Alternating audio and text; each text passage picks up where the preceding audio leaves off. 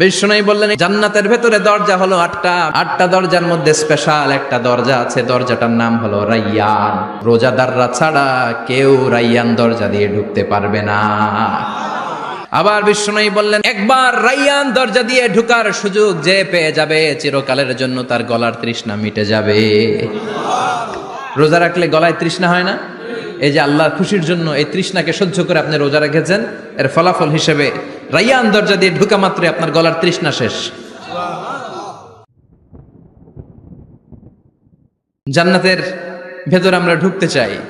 Shopping মলে যখন আমরা ঢুকতে চাই কোন দিক দিয়ে ঢোকা লাগে? দরজা দিয়ে না, গেট দিয়ে। তা আমরাও জান্নাতের গেট দিয়েই তো ঢুকবো নাকি? আমরা জান্নাতের কোনো না কোনো গেট দিয়ে ঢুকতে হবে। বিশ্বনবী ফরমান, বুখারীর বর্ণনা, ইন্নালিল জান্নাতি সামানিয়াতু আবওয়াব, জান্নাতের ভেতরে 8টা দরজা আছে। কয়টা? বিশ্বনবী একবার সাহাবাদেরকে নিয়ে ওয়াজ করছেন, বলছেন তোমাদের মধ্যে এমন একজন ব্যক্তি আছে, এই ব্যক্তির আমলগুলো আল্লাহর কাছে এমন ভাবে কবুল হয়েছে, আল্লাহর কাছে ওই ব্যক্তি এতটাই সেরা, জান্নাতের 8টা দরজা কিয়ামতের দিন এই লোকটাকে ডাকতে থাকবে। প্রতিটা দরজা বলবে আপনি আমার দরজা দিয়ে ঢুকে জান্নাতে প্রবেশ করেন। সাহাবারা বললেন ইয়া রাসূলুল্লাহ, কে সেই ব্যক্তি? বিশ্বনবী বললেন ওই ব্যক্তির নাম হলো আবু বকর। কিয়ামতের দিন সাইয়েদনা আবু বকরকে 8টা জান্নাতের দরজা থেকেই জান্নাতগুলো ডাকতে শুরু করবে, উদখুল মিন বাবি, উদখুল মিন বাবি, আমার দরজা দিয়ে ঢুকেন, আমারটা দিয়ে ঢুকেন। ওই দরজা থেকে বলবে আমারটা দিয়ে ঢুকেন। আল্লাহু আকবার। বিশ্বনবী আমাদেরকেও নিরাশ করেন নাই।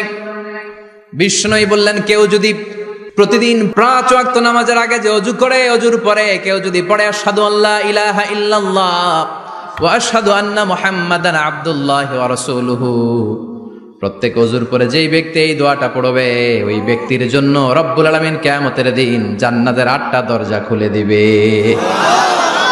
সেও সাইয়েদনা আবু বকরের সাথে সাথে ওই 8টা দরজা যেটা দিয়ে মন চায় ঢুকতে পারবে। কোন সুবহানাল্লাহ।